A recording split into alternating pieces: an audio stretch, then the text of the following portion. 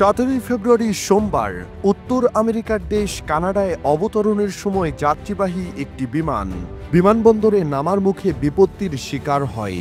৮০ জন আরোহী সহ ডেল্টা এয়ারলাইন্সের 4819 নামক ওই বিমানটি আচমকা উল্টে আছড়ে পড়ে বিমানবন্দরের রানওয়েতে। এতে অন্তত ১৯ জন আরোহী আহত হয়েছে, তাদের মধ্যে কয়েকজনের অবস্থা গুরুতর। শেষ খবর পাওয়া পর্যন্ত কোনো প্রাণহানির রিপোর্ট পাওয়া যায়নি। গুরুতর আহতদের মধ্যে একজন শিশুও রয়েছে বলে জানা গেছে। সোমবার স্থানীয় সময় বিকেল ৩:৩০টার দিকে এই দুর্ঘটনাটি ঘটে। খবরটি প্রকাশ করেছে সংবাদ মাধ্যম এএফপি। সংবাদ মাধ্যমটির প্রতিবেদনে বলা হয়েছে, বিমানটিতে ৭৬ থেকে ৮০ জন যাত্রী ও ৪ জন ক্রু ছিলেন। বিমানটি যুক্তরাষ্ট্রের মিনেসোটা অঙ্গরাজ্যের মিনিয়াপোলিস থেকে উড্ডয়ন করেছিল।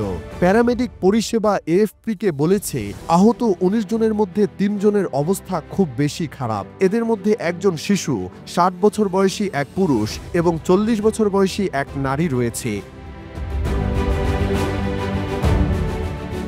এয়ার অ্যাম্বুলেন্স কোম্পানি অরুঞ্জ সংবাদ সংস্থাকে জানিয়েছে, আহত শিশুটিকে টরন্টোর সিক কিডস হাসপাতালে নিয়ে যাওয়া হয়েছে এবং গুরুতর আহত ২ প্রাপ্তবয়স্ককে অন্যান্য এলাকার হাসপাতালে পাঠানো হয়েছে।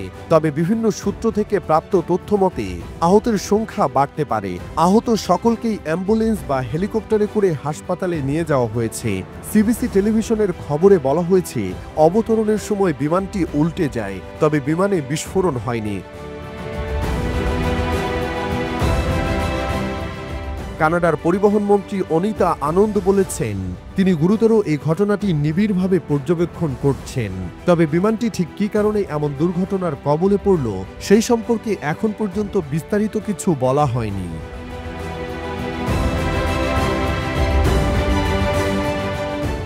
এদিকে দুর্ঘটনার খবরটি ছড়িয়ে পড়ার সাথে সাথে সোশ্যাল মিডিয়ায় দেওয়া এক পোস্টে বিমানবন্দর জানিয়েছে, জরুরি দলগুলো ঘটনাস্থলে আসছে, সমস্ত যাত্রী এবং ক্রুদের খোঁজ নেওয়া হচ্ছে। টরন্টোতে শীতকালীন ঝড়ের মধ্যে প্রবল বাতাস এবং তুষারপাতের ভেতরেই এই ঘটনা ঘটল।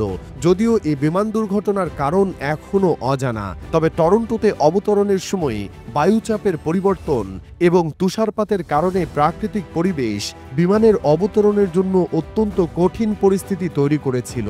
আগের সপ্তাহের তুষারপাত ছাড়াও এই সপ্তাহান্তে আনুমানিক ২২ সেন্টিমিটার তথা ৮.৬ ইঞ্চি তুষারে ঢেকেছে কানাডিয়ান এই বিমানবন্দরটি। তাই প্রাথমিকভাবে প্রাকৃতিক কারণকেই এই বিমান দুর্ঘটনার মূল কারণ হিসেবে দেখা হচ্ছে।